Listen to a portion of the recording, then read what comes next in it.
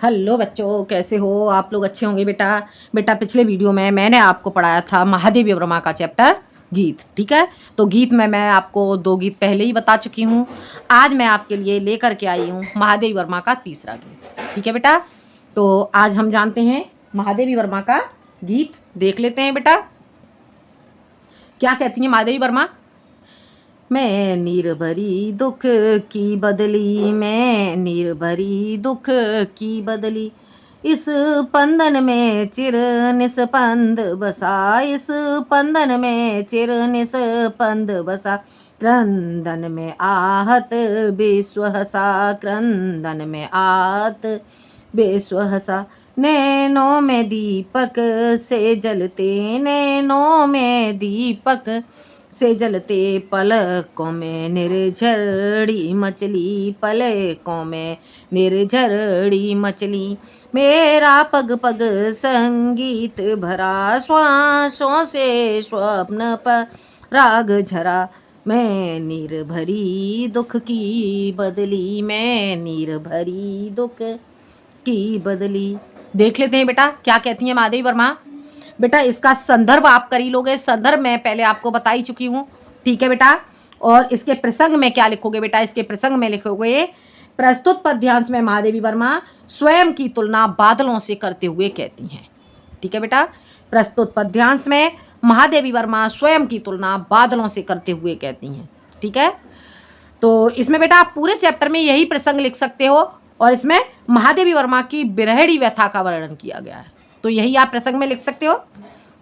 देख लेते हैं बेटा, हम इसका अर्थ समझ लेते हैं। महादेवी वर्मा क्या कहती हैं? मैं नीर भरी दुख की बदली। महादेवी वर्मा कहती हैं कि मैं नीर भरी दुख की बदली के समान हूं। ठीक है बेटा, वो कह रही हैं कि मैं नीर भरी, मैं जल से भरी हुई दुख की बदली के समान हूं। बादलों से अपनी तुलना कर रही हैं।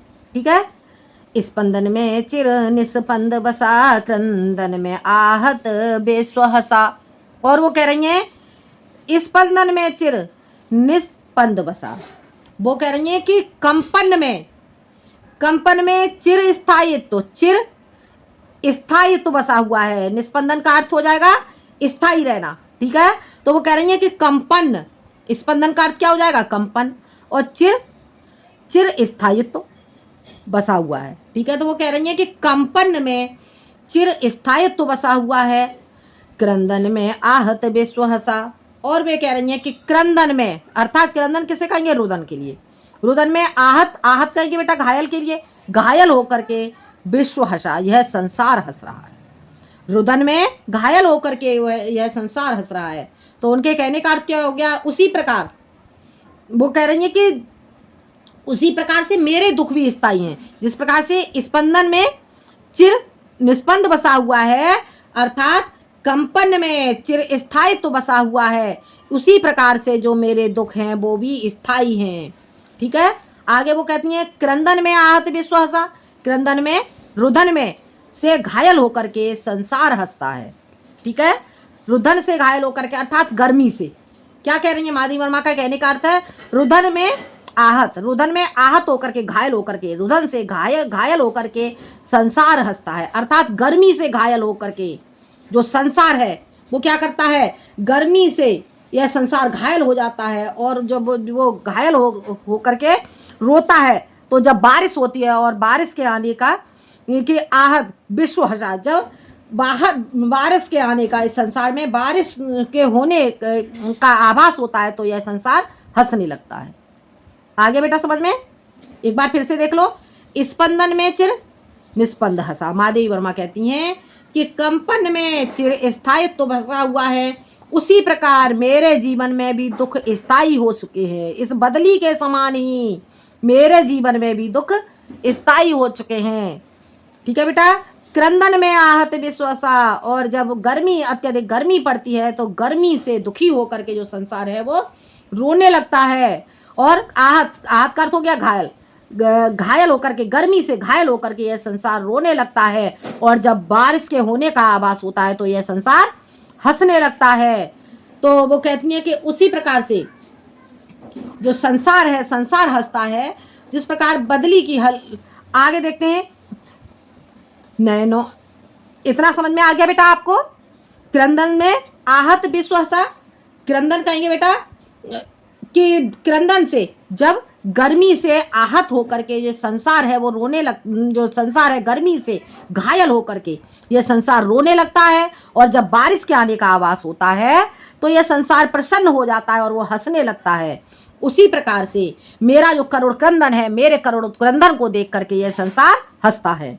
नैनों में दीपक से जलते पलकों में निर्झरड़ी मछली, और वो कहती हैं कि नैनों में, नेत्रों में दीपक से जलते हैं जो बादल हैं, बादलों की गर्जना से। जिस प्रकार बदली की हल्की गर्जना से क्या होता है कि नैनों में, नेत्रों में दीपक से जल जाते हैं, और पलकों से निर्झरड़ी मछली, और नेत्रों से जिस प्रकार से वर्षा होती है, तो वर्षा कैसे तो जिस वर्षा से लोगों के अंदर क्या है, नैनों में दीपक से जलते हैं, नेत्रों में, लोगों के नेत्रों में दीपक से जलते हैं बदली की गड़गड़ाहट से, बादलों की गर्जना से नेत्रों के जो मनुष्य हैं, मनुष्यों के नेत्रों में दीपक से जल जाते हैं। उसी प्रकार से मेरे नेत्रों में क्या है, विरह रूपी दीपक जल रहे हैं, पलकों में निर्झरड़ी मछली, और मेरे नेत्रों से, मेरे पलकों से क्या है, निर्झरड़ी कहेंगे सरिता के लिए, सरिता रूपी मछली, सरिता रूपी अश्रु बह रहे हैं, नदी के समान मेरे नेत्रों से अश्रु बह रहे हैं। आगे बेटा समझ में इतना। नैनों में दीपक से जल से जब बादलों की गर्जना होती है, तो बादलों की गर्जना से क्या होता है, जो मनुष्य हैं, मनुष्यों के नेत्रों में दीपक से जल जाते हैं। तो उसी तरह से मेरे नेत्रों में, माधवी वर्मा कहती हैं कि मेरे नेत्रों में भी दीपक के समान, विरह रूपी दीपक के समान जल रहे हैं। पलकों में निर्झरड़ी मछली, और मेरे पलकों से, मेरे नेत्रों से अश्रु रूपी सरिता बहती रहती है। मेरा पग पग संगीत भरा, श्वासों से स्वप्न पराग झरा। अब यहाँ पे महादेवी वर्मा क्या कह रही हैं, यहाँ पे महादेवी वर्मा कह रही हैं कि जिस प्रकार से हल्की सी गर्जना से, बदली की हल्की सी गर्जना से संगीत सा उत्पन्न हो जाता है, संगीत भरा यह संसार, संगीत रूप पग पग से मेरा पग पग संगीत भरा।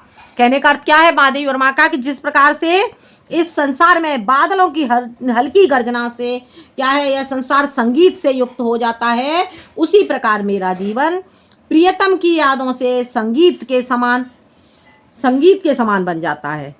ठीक है, वो कह रही है कि उसी प्रकार से, जिस प्रकार से बदली की हल्की सी गर्जना से जो ये संसार है कैसा हो जाता है, संगीत से युक्त बन जाता है, संगीत से भर जाता है।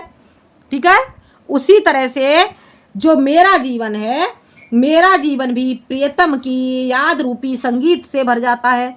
श्वासों से स्वप्न पराग झरा। अब वो क्या कह रही हैं यहाँ पे, जिस प्रकार श्वासों से जिस प्रकार से वर्षा के बाद हल्की सी वायु चलती है, ठीक है, धीमी वायु चलती है, तो उससे क्या होता है, जो पराग है वो झड़ जाता है, और पराग झरा, जो पराग है वो झड़ जाता है। ठीक है बेटा, क्या कह रही है महादेवी वर्मा, जिस प्रकार से वर्षा के बाद जो वायु चलती है उससे जो पराग झड़ जाता है, पुष्पों के जो पराग हैं अर्थात पुष्पों की जो पंखुड़ियां हैं वो झड़ जाती हैं, उसी प्रकार से महादेवी वर्मा कहती हैं कि मेरी श्वासों से भी प्रियतम के मिलन रूपी पराग झरता है, मेरी श्वासों से भी प्रियतम के मिलन रूपी पराग झरता है। हो गया बेटा क्लियर, इतना समझ में आ गया होगा। आगे देख लेते हैं बेटा, एक बार फिर से समझ लो। महादेवी वर्मा कहती हैं कि मैं नीर भरी, मैं जल से भरी हुई दुख की बदली के समान हूँ। ठीक है बेटा, तो वो कह रही है कि निस्पंदन, स्पंदन मैं चिर निस्पंद बसा। महादेवी वर्मा कहती हैं कि जिस प्रकार से कंपन में चिर स्थायित्व बसा हुआ है, उसी प्रकार से जो मेरा दुख है वो भी स्थायी है, स्थायी हो चुका है। ठीक है, आगे क्रंदन में आहत विश्वसा, और बादलों के करुण क्रंदन, क्रंदन कहेंगे बेटा जब गर्मी अधिक होती है तो गर्मी से जो ये संसार है वो कैसा है, आहत हो अर्थात घायल हो जाता है। ठीक है, और जब बारिश के आने की का आभास होता है तो यह संसार प्रसन्नता से हंसने लगता है। उसी प्रकार से जो मेरा जीवन है वो भी कैसा, क्रंदन के समान हो गया है, करुण क्रंदन करता है। जब मेरा जीवन क्रंदन करता है तो यह संसार भी प्रसन्न होता है, मेरे दुखों को देख करके यह संसार प्रसन्न होता है। नैनों से दीपक से जलते पलकों में निर्झरड़ी मछली, और महादेवी वर्मा कह रही हैं कि नैनों से, नेत्रों से क्या है, मेरे नेत्रों से दीपक के समान जलते हैं। स्वप्न मेरे नेत्रों से दुख रूपी दीपक के समान जलते हैं। जिस प्रकार से बादलों की गर्जना से क्या होता है, गर्जना से मनुष्यों के मन में दीपक के समान जलने का आभास होता है। कुछ डर सा, जब बिजली की गड़गड़ाहट होती है तो उससे कुछ वैसा उत्पन्न हो जाता है लोगों में। तो माधवी वर्मा कह रही हैं कि जिस प्रकार से लोगों के मन में बिजली की गड़गड़ाहट से भय का आभास होता है, उसी तरह से नैनों से, मेरे नेत्रों से दुख रूपी दीपक से जल रहे हैं। पलकों में निर्धरणी मछली, और मेरे नेत्रों से अर्थात मेरे पलकों से क्या है, निर्धरणी सरिता रूपी आंसू मचलते रहते हैं। अर्थात मेरे नेत्रों से सरिता के समान नदी, अश्रु रूपी धारा बहती रहती है। मेरा पग पग संगीत भरा, आगे क्या कह रही है माधवी वर्मा, मेरा पग पग संगीत भरा, श्वासों से स्वप्न पराग झरा। जिस प्रकार बदली की हल्की गर्जना से, जिस प्रकार बदली की हल्की गर्जना से क्या होता है, जो संसार है, संसार संगीत से युक्त हो जाता है, संगीत भरा, संगीत से बरसाता है।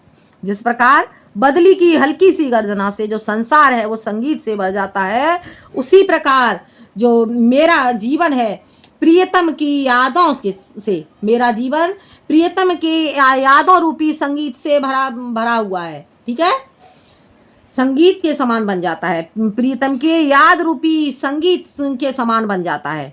ठीक है, श्वासों से स्वप्न पराग झरा। और जिस प्रकार से बारिश के बाद क्या होता है, थोड़ी सी मंद मंद वायु चलती है, और उस वायु के चलने से क्या है, जो पराग है वो झड़ जाता है। उसी तरह से जो मेरी श्वासों से है, जो स्वप्न रूपी प्रियतम के मिलन रूपी, जो प्रियतम से मिलन रूपी जो पराग है वो झड़ जाता है। ठीक है, प्रियतम से मिलन रूपी पराग झड़ता है।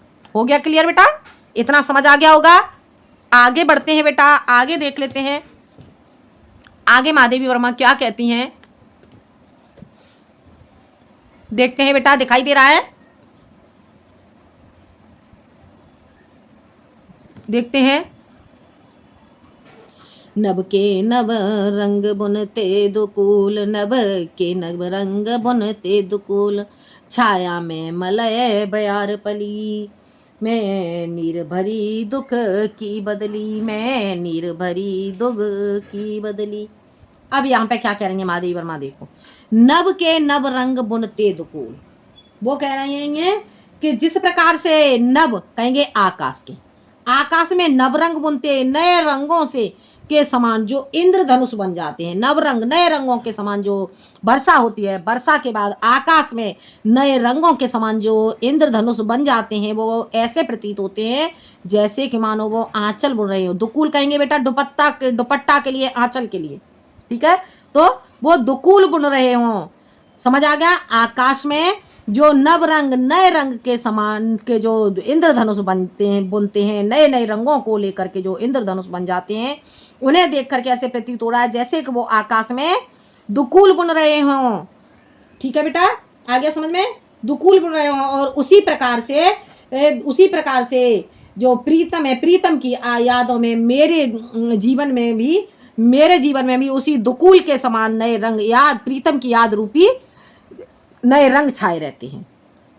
छाया में मलय बयार पली, और क्या कह रही है वो, कि उस दुकूल की छाया में सुगंधित वायु पल रही हो।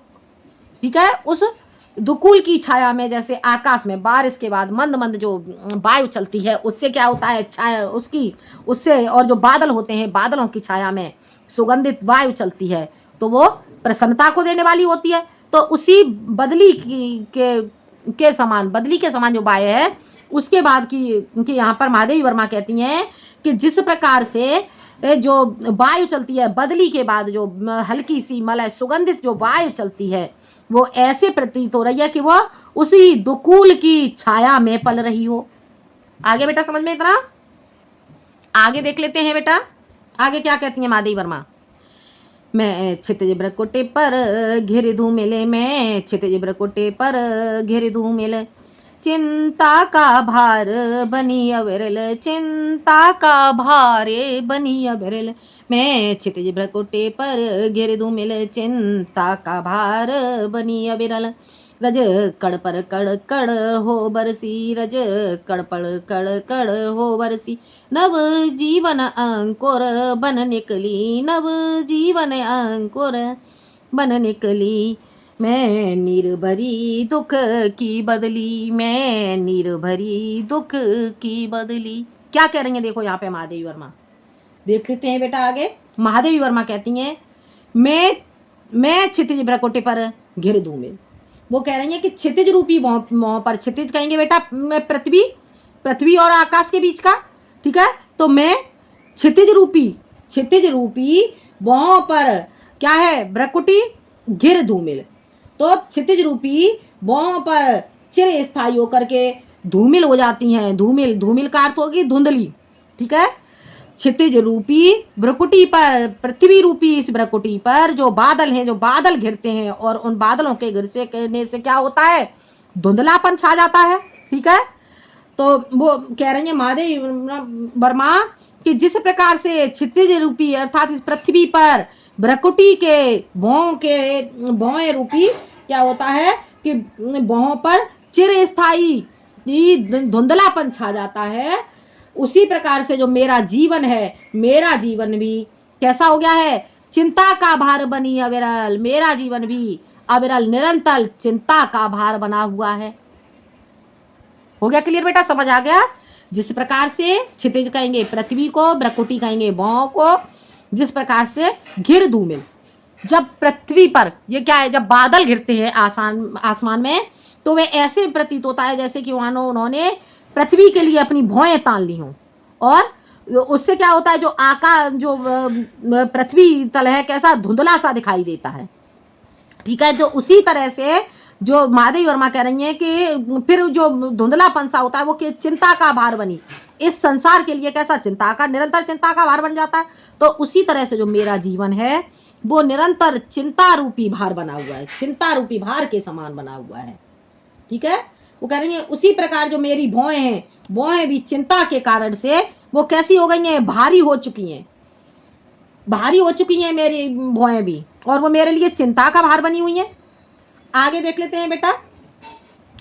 रज कड़ पर कड़ कड़ हो बरसी, नव जीवन अंकुर बन निकली। और वो कह रही हैं कि जो बादल है, बादल क्या, जो बदली है वो क्या करती है, रज कड़ धूल के कणों पर जल कण होकर के, जल कण होकर के बरस जाती है। जो बदली है, बदली धूल के कणों पर, इस पृथ्वी तल पर धूल के कणों पर जल कण होकर के बरस जाती है, और उसके बरसने से नव जीवन अंकुर बन निकली, और जो बीज हैं वो नए जीवन के रूप में अंकुरित होकर के निकलते हैं, ठीक है बेटा। क्या कह रही है महादेवी वर्मा कि जब बदली रज कण पर अर्थात बदली धूल के कणों पर, इस पृथ्वी तल पर धूल के कणों पर जल कण के रूप में बरसती है, तो जो नव जीवन है वो अंकुरित हो करके निकल जाता है, ठीक है बेटा। आ गया बेटा इतना समझ में। पथ को न मलिन करता आना, पद चिन्ह न दे जाता जाना। तो वो कह रही है कि जो बादल हैं, ठीक है, यहाँ बरस गए वो बादल, और जो जीवन है वो जो बीज हैं वहां पर नए जीवन के रूप में अंकुरित होकर निकल जाते हैं, ठीक है।